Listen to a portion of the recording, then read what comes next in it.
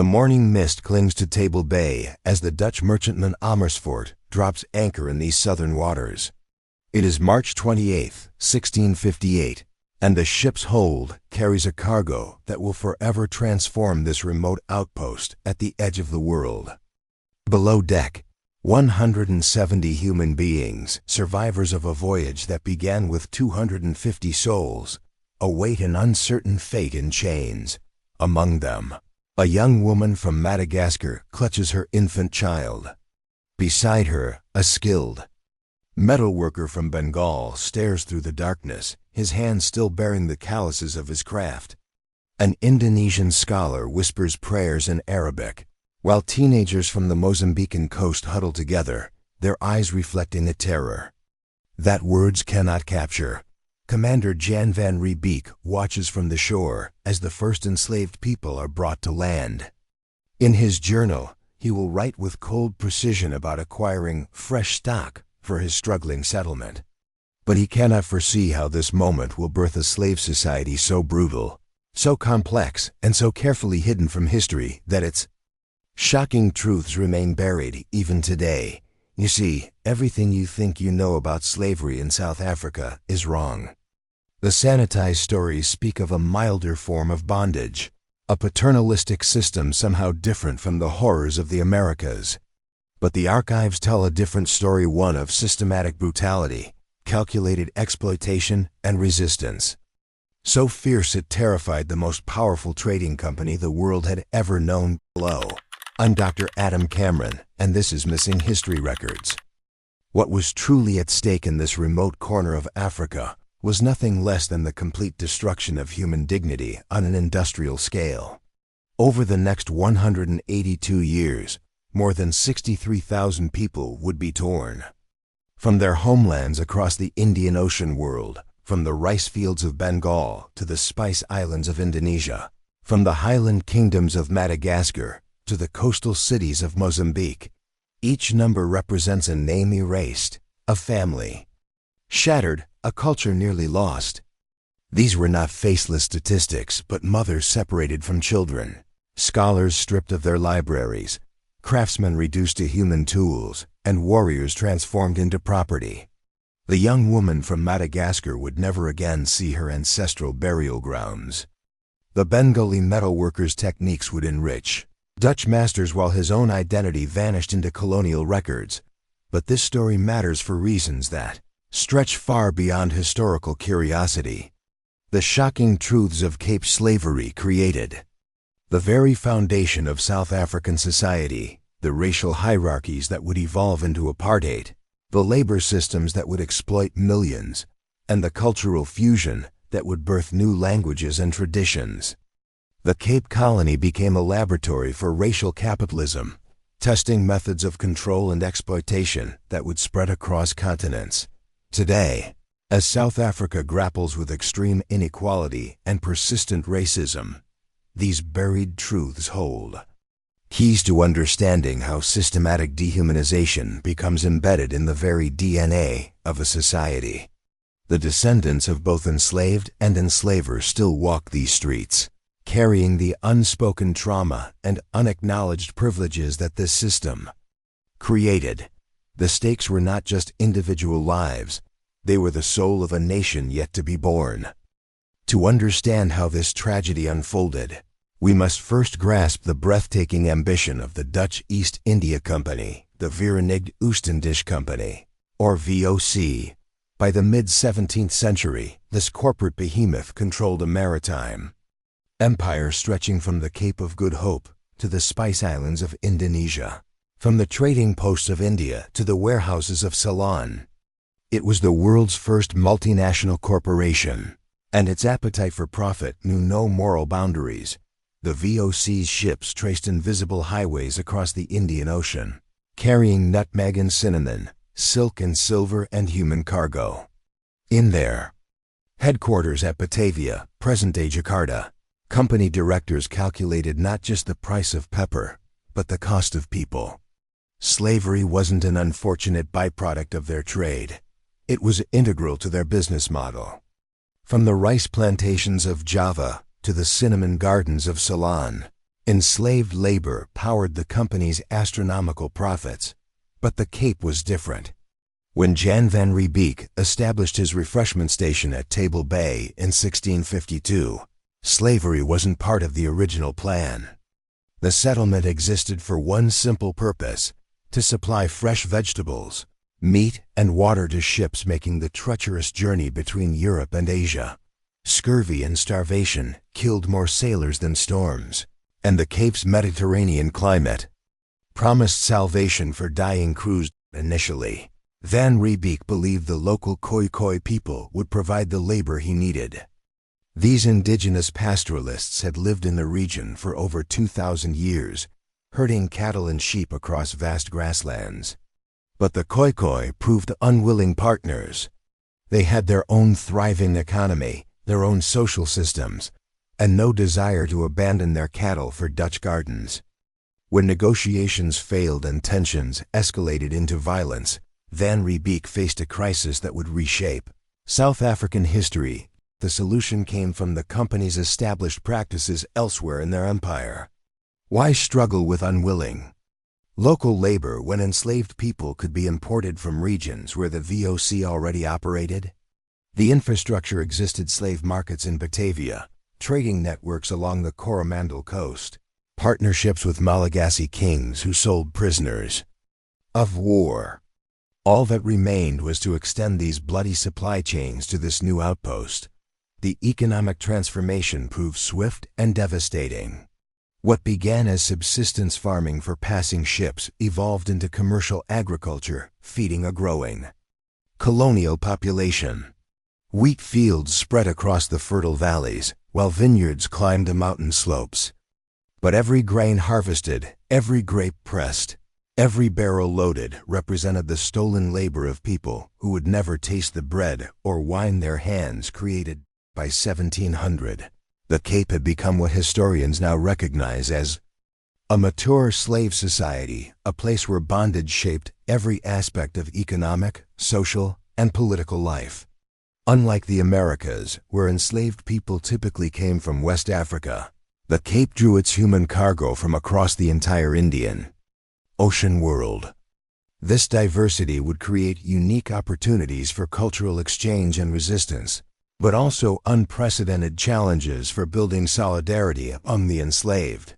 The stage was set for nearly 2 centuries of systematic exploitation, hidden resistance, and shocking truths that would challenge everything the world thought it knew about slavery. The first shocking truth shatters our understanding of slavery itself. When we imagine enslaved people, we typically picture a homogeneous population torn from a single region. But the Cape Colony created something unprecedented in human history, a slave society of breathtaking diversity that spanned 4 continents and dozens of cultures. The numbers tell an extraordinary story.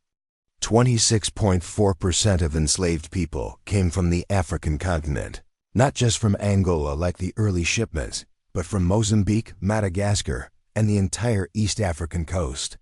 25.9% originated from the Indian subcontinent, particularly Bengal and the Coromandel coast, where VOC trading posts had operated for decades. 25.1% were Malagasy, torn from the island kingdoms of Madagascar with their complex blend of African and Asian influences.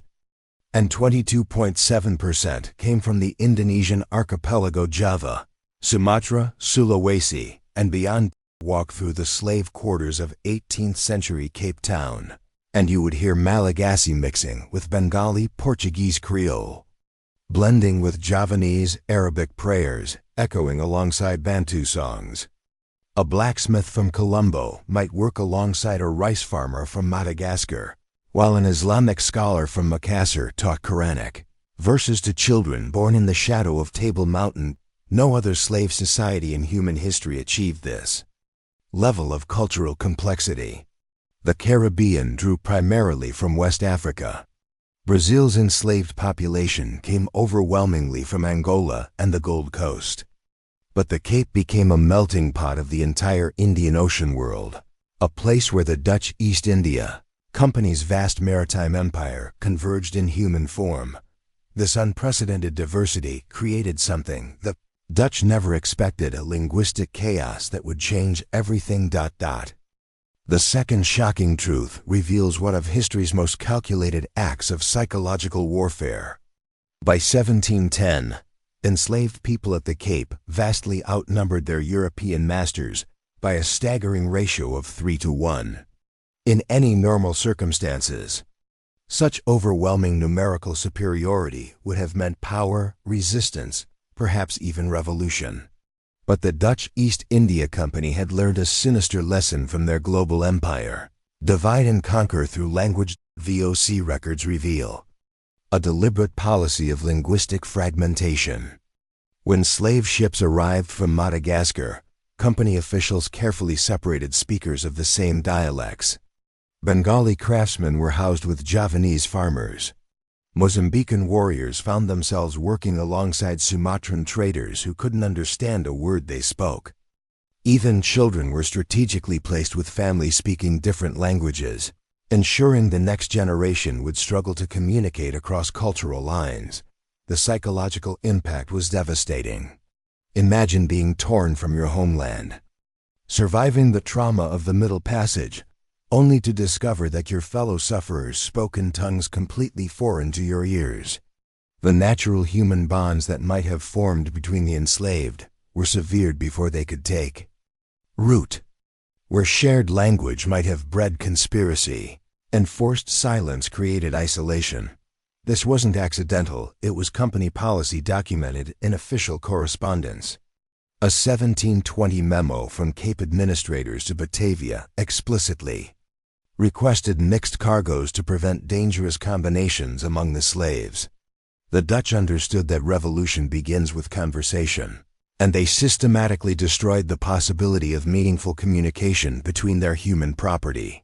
But when language barriers couldn't contain their resistance, the company turned to an even more sinister method of control. The third shocking truth exposes perhaps the most depraved aspect of Cape slavery: the systematic commodification of children as literal currency.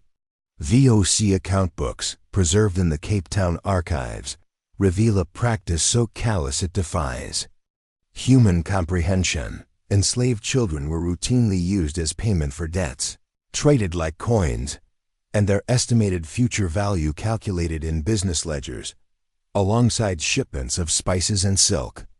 A 1737 transaction record shows Cape Town merchant Johannes van der Merwe settling a debt of $60 by transferring ownership of 3 enslaved children, aged 6, 8, and 10 years old.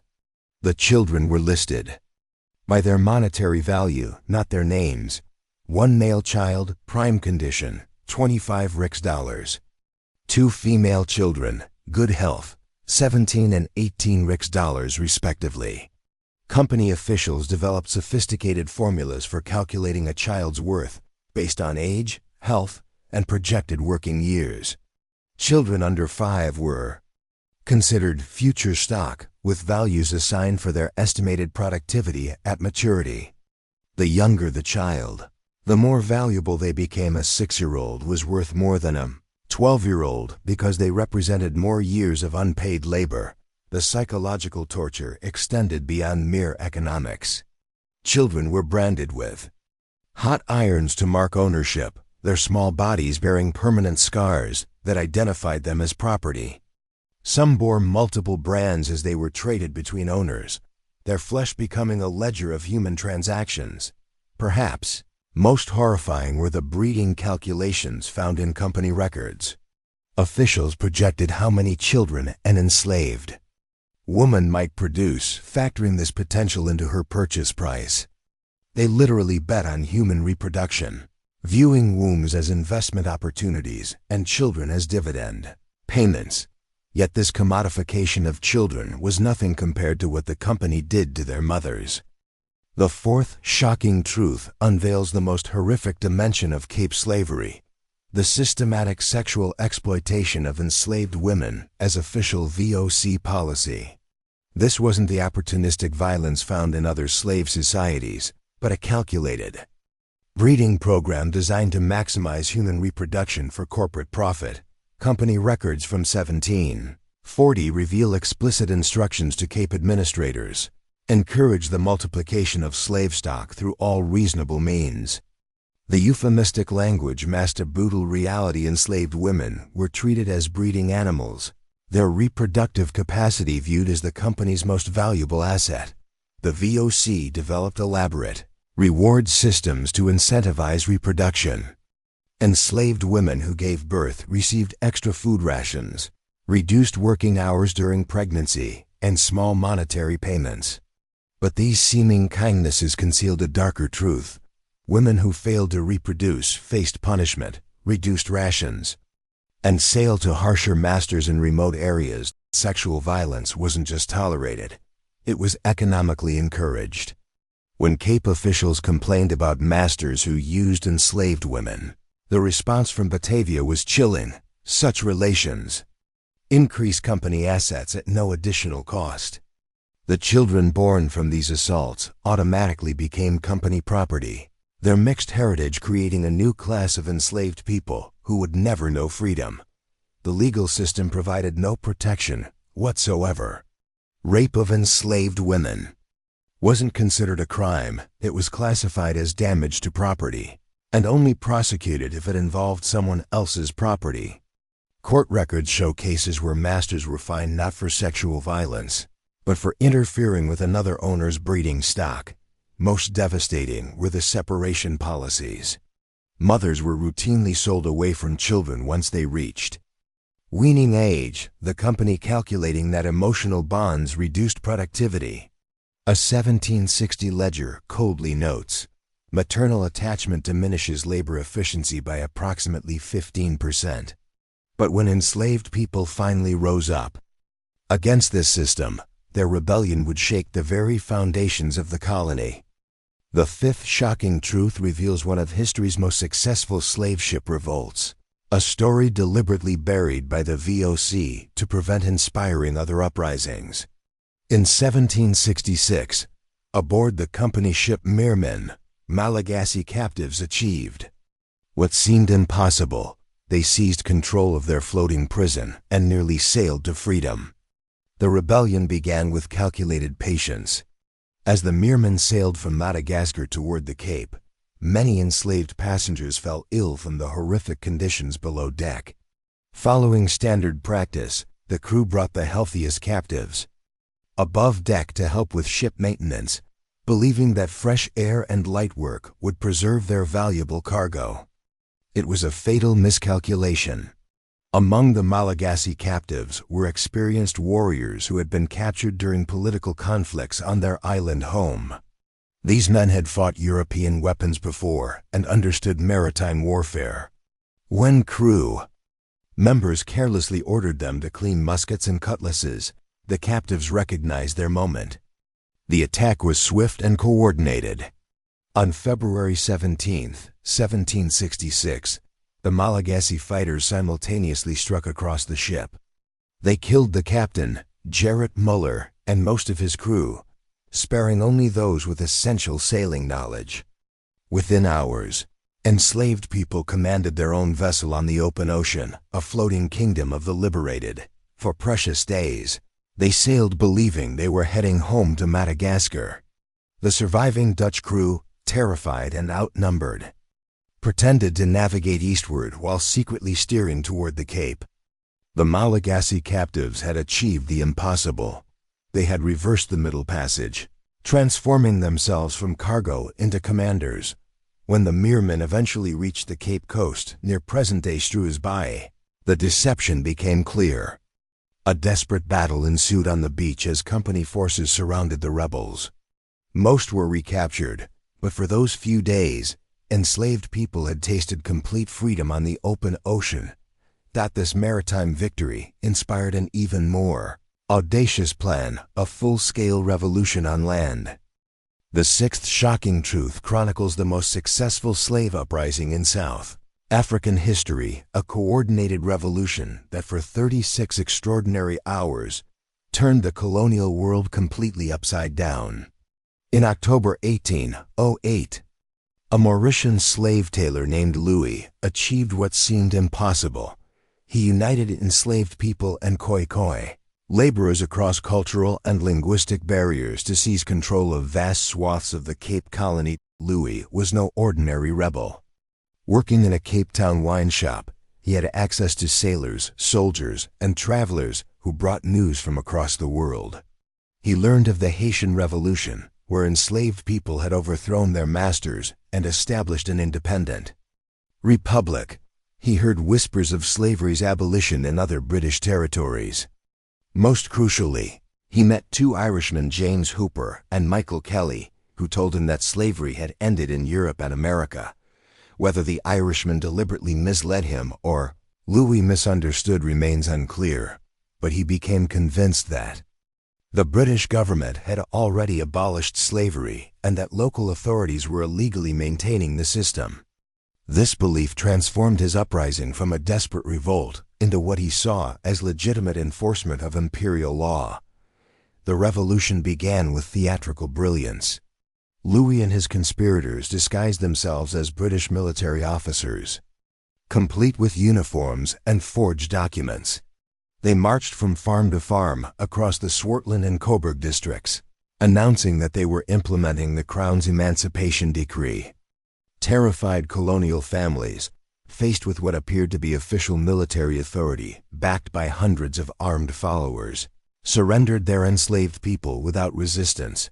For 36 hours, the fundamental power structure of Cape society reversed. Enslaved people gave orders to their former masters. Louis, wearing a blue jacket with gold epaulets reminiscent of Toussaint Louverture's uniform, proclaimed that tomorrow they would hoist a red flag and fight themselves free. As one rebel told a weeping slave woman, "Tomorrow you will be able to say you to your mistresses instead of bowing your head." For about 2 days they controlled vast rural areas, but the revolution ultimately failed when colonial forces regrouped and overwhelmed the rebels. Louis's revolution failed, but it revealed something terrifying to the authorities. Organized resistance was spreading. The seventh shocking truth emerges from the 1825 rebellion led by a 25-year-old enslaved man named Gallant, whose uprising exposed the horrific reality of daily violence that colonial authorities desperately tried to hide. What makes Gallant's story so devastating is not just the rebellion itself, but the meticulous court records that document the systematic torture he endured. Torture so routine was barely considered noteworthy by colonial officials. Gallant's master, Baron van der Merwe, subjected him to beatings so severe they left permanent scars across his back and shoulders. When Gallant could no longer work due to his injuries, van der Merwe sent him to the local jail for discipline, a euphemism for additional torture administered by colonial authorities. Court testimony reveals that Gallant was chained in solitary confinement, fed on bread and water, and subjected to regular whippings designed to correct his attitude. The most shocking aspect wasn't the violence itself, but the complete failure of the legal system designed to protect enslaved people. Gallant made 3 separate formal complaints to colonial magistrates about his treatment. He followed every legal procedure available to enslaved people, presenting his case with eloquent precision. Each time, the authorities dismissed his complaints without investigation. When he reported that van der Merwe had stolen his personal possessions, the few items enslaved people were legally allowed to own, officials laughed at the idea that property could steal from property. The breaking point came when Gallant learned about the amelioration laws passed in London, designed to improve conditions for enslaved people throughout the British Empire. Local slave owners had deliberately withheld this information, but rumors spread through the enslaved community. Gallant believed incorrectly that these laws meant immediate freedom, and that his master was illegally keeping him in bondage. On a cold morning in December 1825, Gallant and 11 followers struck back with deadly precision. They killed van der Merwe and 2 other colonists before fleeing into the Bokkeveld Mountains.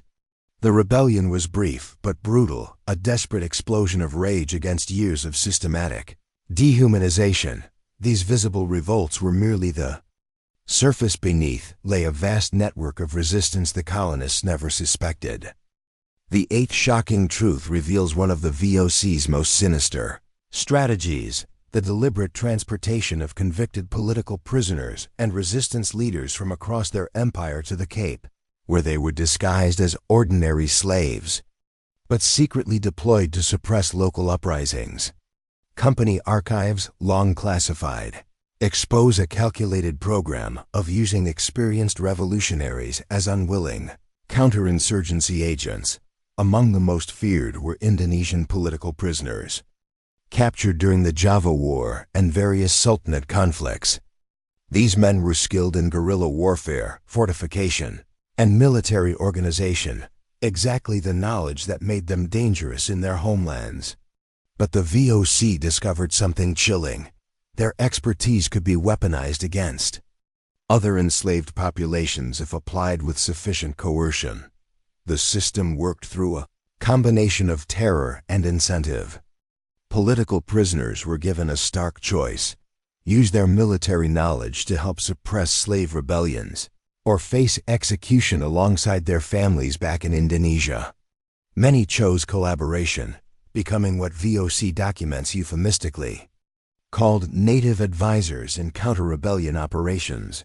These prisoner collaborators provided devastating intelligence about resistance tactics. They could recognize the early signs of organized rebellion, identify potential leaders among enslaved populations, and suggest preemptive measures to prevent uprisings. A 1794 report from Cape administrators boasts that our native advisors prevented 3 major conspiracies through early detection of seditious gatherings. But the most insidious aspect was psychological warfare. The presence of these Indonesian military veterans among the enslaved population created an atmosphere of paranoia and mistrust. Enslaved people could never be certain which of their fellow captives might be reporting their conversations to colonial authorities. The very diversity that should have been a source of strength became a source of suspicion. Some political prisoners, however, chose a different path.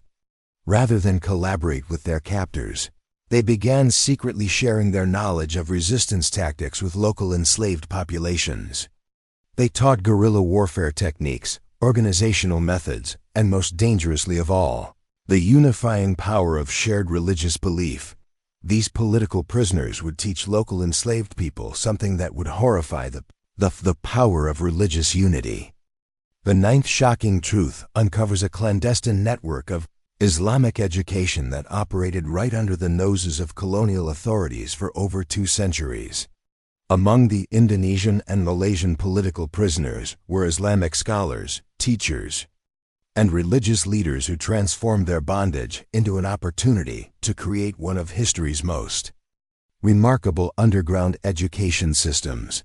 These scholars arrived at the Cape carrying something more valuable than gold: entire libraries preserved in their memories. They had memorized the Quran, Islamic law texts, mathematical treatises, astronomical works, and philosophical commentaries. The Dutch could chain their bodies, but they couldn't imprison their minds or the vast knowledge they contained. Working in the slave quarters after grueling days of physical labor, these teachers established secret madrasas that operated under the cover of darkness. They taught not just religious instruction, but literacy in Arabic script, advanced mathematics, astronomy, and legal reasoning. Most dangerously of all, they taught concepts of justice, human dignity, and resistance that directly challenged the colonial order. The educational network was remarkably sophisticated. Teachers used a rotation system to avoid detection, meeting in different locations each night. They developed coded languages and symbols that allowed students to communicate revolutionary ideas without alerting authorities. Mathematical lessons doubled as instruction in resource allocation for potential uprisings. Astronomy classes taught navigation skills that could aid escape attempts. Perhaps most subversive were the legal discussions. Islamic scholars taught enslaved people about concepts of natural law, human rights, and legitimate authority that fundamentally contradicted colonial justifications for slavery. They explained that under Islamic law, the enslavement of Muslims was forbidden, and that resistance against unjust rulers was not just permitted, but required. The intellectual impact was profound. By 1800, a significant portion of the enslaved population at the Cape was functionally literate in Arabic script and versed in complex theological and legal concepts. They possessed intellectual tools for understanding and articulating their oppression that their masters never suspected. Colonial authorities occasionally discovered evidence of these schools, Arabic texts hidden in slave quarters, geometric diagrams scratched into walls, sophisticated organizational charts for labor strikes, but they never grasped the full scope of the educational network operating around them. But perhaps the most shocking truth lay not in rebellion, but in the twisted heart of the system itself. The 10th and most disturbing shocking truth reveals how Cape slavery corrupted the very souls of its victims, creating a system so pervasive that even those who escaped bondage became willing participants in the enslavement of others. This wasn't simply survival, it was the complete moral transformation of human beings under the crushing weight of a system designed to destroy all concepts of human dignity. The most dramatic example was Anna de Koning, born into slavery in Batavia and brought to the Cape as a child with her enslaved mother, Angela of Bengal. Through extraordinary circumstances, her exceptional beauty, intelligence, and perhaps sexual favors, Anna managed to marry Olaf Berg, a prominent VOC official. But rather than using her freedom to oppose the system that had enslaved her, Anna became one of the Cape's largest slave owners. At the time of her death, Anna owned 27 human beings. She treated them with the same calculated cruelty she had once endured. Her household records show that she branded her slaves, separated families for economic reasons, and sold children away from their mothers to maximize profits. The woman, who had once been property, now calculated the value of other human beings with cold precision. Even more disturbing were the free black families who purchased their own relatives, not to liberate them, but to keep them enslaved for economic advantage. Court records reveal cases where freed slaves bought their own children and spouses, then continued to use them as unpaid labor, while claiming they were protecting them from harsher masters. The system had created a psychological prison more effective than physical chains. Former slaves internalized the logic of slavery so completely that they couldn't envision any other economic model. They measured their success not by their distance from bondage, but by their ability to own other human beings. The oppressed had become the oppressor. The enslaved had become the enslaver. Perhaps most heartbreaking were the mixed-race children of slave owners, who inherited both freedom and human property. They grew up seeing their own enslaved half-siblings as assets rather than family, calculating their inheritance in terms of human flesh. The system destroyed not just individual lives, but the very concept of human solidarity across racial and cultural lines. These shocking truths reveal a system so thoroughly corrupting that it transformed victims into perpetrators. The legacy of Cape slavery extends far beyond the 1834 emancipation date, weaving itself into the very DNA of South African society, with consequences that reverberate powerfully today. Those 10 shocking truths didn't disappear. With the stroke of a British pen, they evolved, adapted, and found new expressions in every subsequent chapter of South African history. The racial hierarchies perfected in the slave quarters of Cape Town became the blueprint for apartheid's grand design. The methods of control developed by the VOC dividing people by language, culture, and origin to prevent unity were refined and systematized by 20th century architects of racial segregation. The same psychological techniques that kept Enslaved people isolated and suspicious were deployed on a national scale to maintain white minority rule, but the legacy runs deeper than political oppression.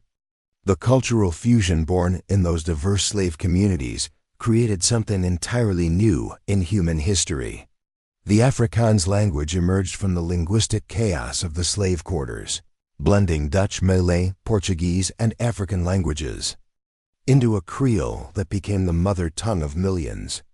Today's Cape Malay community traces its roots directly to those Indonesian scholars who preserved Islamic knowledge in secret schools, their traditions surviving 3 centuries of attempted erasure. The economic patterns established under slavery vast. Inequality, exploitative labor practices, and a concentration of land ownership persist with stunning consistency. The wine farms of the Western Cape, built on slave labor, remain largely in the hands of white families whose ancestors owned the very people who planted the first vines. Many descendants of enslaved people still work these same farms, trapped in cycles of poverty and dependence that echo their ancestors' bondage. Perhaps most tragically, the psychological wounds remain unhealed. The systematic dehumanization, the destruction of family structures, the deliberate cultural fragmentation, these traumas were passed down through generations like a genetic inheritance. South Africa's epidemic of gender-based violence can be traced directly to the sexual exploitation that was normalized under slavery. The country's struggles with substance abuse reflect coping mechanisms developed to survive psychological torture. Yet within this darkness lies remarkable resilience. The same communities that preserved Islamic knowledge in secret have maintained their cultural traditions for centuries. The descendants of enslaved people have built new identities from the fragments of their ancestors' shattered worlds, creating art, music, and literature that speaks to universal human dignity. Their survival itself is testimony to the indestructible nature of the human spirit. Standing today on the shores of Table Bay, where the Amersfoort first anchored with its human cargo 367 years ago, you can almost hear the echoes carried on the Atlantic wind, the cries of children torn from mothers, the prayers whispered in forgotten languages, the songs of resistance that refuse to be silenced. These 10 shocking truths remind us that history is never as simple as the sanitized stories we tell ourselves. Behind every colonial narrative of progress and civilization lies a more complex, more brutal, and ultimately more human reality. The legacy of Cape slavery lives on not just in the stones of the Castle of Good Hope or the cobbled streets of the Biocap, but in the DNA, languages, and cultural memories of millions who carry both the trauma and the extraordinary resilience of their ancestors. The shocking truths of the past illuminate the persistent challenges of the present, reminding us that true reconciliation requires not just acknowledgement, but a deep reckoning with the systems of dehumanization that shaped our world. Only by confronting these buried realities can we hope to build something better from the fragments of what was broken so long ago.